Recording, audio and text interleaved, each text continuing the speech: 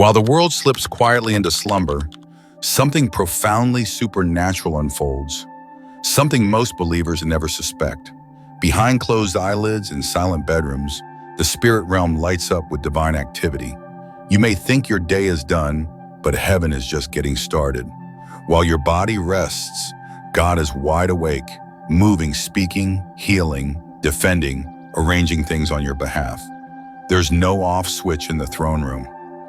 God doesn't punch out when you lay your head down. In fact, your sleeping hours may be the most spiritually charged moments of your day. Sleep is more than rest. It's access. It's an open invitation for the Holy Spirit to bypass the noise of your conscious mind and work deep in places you can't reach while awake. The psalmist said he gives his beloved sleep, Psalm 127:2. But what if that gift of sleep is more than a biological necessity? What if it's a sacred exchange zone between heaven and your soul?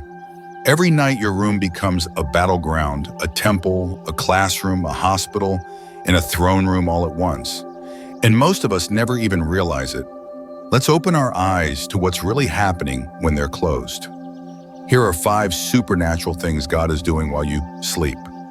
1. God restores your mind and soul.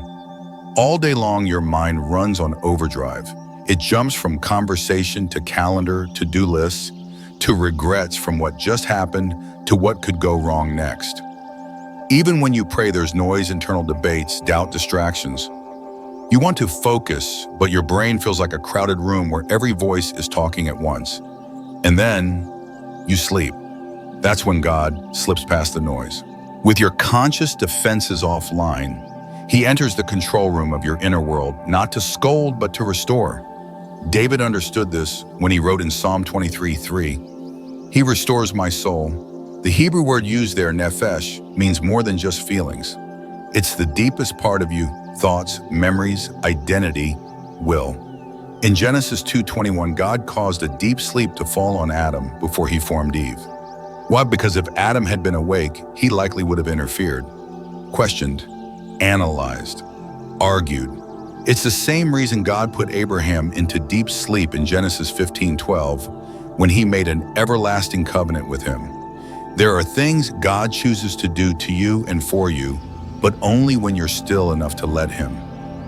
Ever notice how a problem that felt unbearable the night before somehow becomes manageable after sleep? That's not just rest, it's recalibration. God often takes what's tangled in your thoughts and quietly rewires it overnight.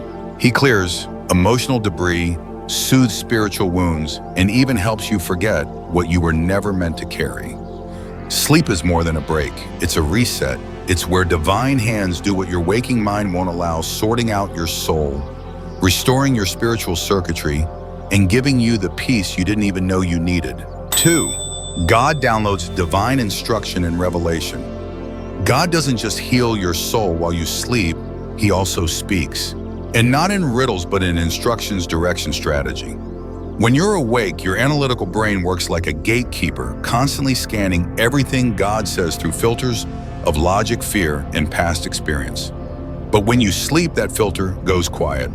It's then that the Spirit of God begins uploading divine blueprints straight into your spirit. Job 33:14-16 captures this beautifully. For God does speak now one way, now another, though no one perceives it. In a dream, in a vision of the night, when deep sleep falls on people as they slumber in their beds, He may speak in their ears and terrify them with warnings. What God shares with you at night often bypasses your understanding, but lodges deep in your spirit. You may wake up with a sense of knowing sudden clarity or bold peace about a decision you couldn't make the day before. You can't explain it, but you know something has shifted. Daniel understood this well. In Daniel 2:19, the secret was revealed to Daniel in a night vision. These weren't ordinary dreams. They were encrypted revelations decoded by the Spirit for a man who had trained himself to listen. Of course, not every dream is from God. Some come from anxiety diet or distraction, but many do carry heaven's fingerprint. That's why it's wise to keep a dream journal nearby, ask to the Holy Spirit for interpretation, and treat your dreams not as throwaway thoughts, but as possible scrolls from the throne room. In the night, God speaks what your day couldn't handle. Don't miss it. 3. God fights your battles in the spirit realm. Nighttime feels quiet, still even peaceful, but in the unseen realm, it's often when the fiercest battles are raging. While your body rests and your senses shut down, spiritual enemies do the opposite. Darkness emboldens them. They move when you don't. But what they don't count on is this: God never sleeps. Jesus warned in Matthew 13:25, "While men slept, his enemy came and sowed tares among the wheat." The enemy waits until you're most unaware, when your guard is down and your body is still. But he's not the only one watching. Psalm 91:5 speaks straight into this reality.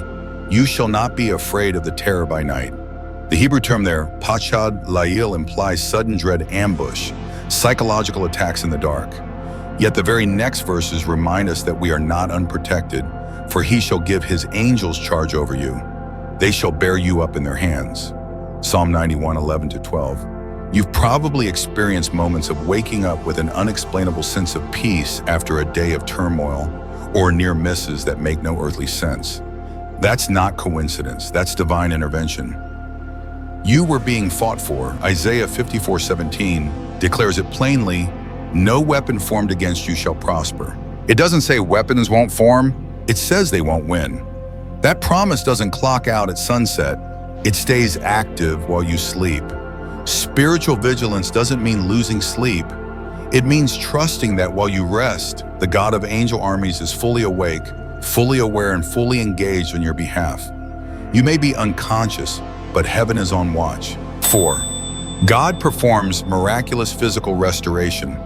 We all know the body repairs itself during sleep. Cells regenerate, hormones balance, muscles recover.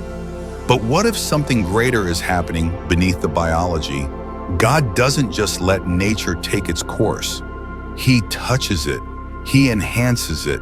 He heals beyond what medicine can explain. In Exodus 15:26, he says, "I am the Lord who heals you." That's not metaphor. That's identity.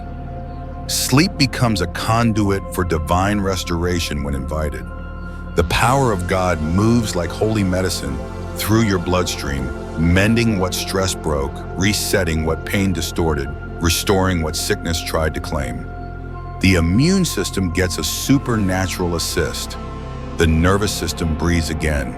Even the cellular structure of your body responds to the Creator's whisper. David captured this trust in Psalm 4:8. "I will lie down and sleep in peace, for you alone. Lord, make me dwell in safety." Peace isn't just a feeling, it's an environment for healing. Many have testified to waking up completely healed after nights of worship, prayer, or simply releasing bitterness before bed. When you surrender your body to rest and to gut, you position yourself for divine maintenance. Before you close your eyes tonight, try this. Thank him for what he's already restoring. Speak life over your body. Forgive who you need to forgive. Let your final words of the day be faith-filled declarations. Healing doesn't always come with thunder. Sometimes it comes quietly like breath while you sleep. 5. God gives prophetic dreams and visions. Some of the most important messages God will ever speak to you may not come through a sermon, a podcast, or a lightning bolt from heaven. They may come quietly between midnight and morning, while your body rests and your spirit listens. Dreams aren't always just mental static or emotional leftovers from your day. Sometimes they are holy transmissions, divine previews of what's ahead, encoded in symbols only the Spirit can help you interpret. Joel 2:28 tells us this plainly, "I will pour out my Spirit on all flesh. Your old men shall dream dreams, your young men shall see visions."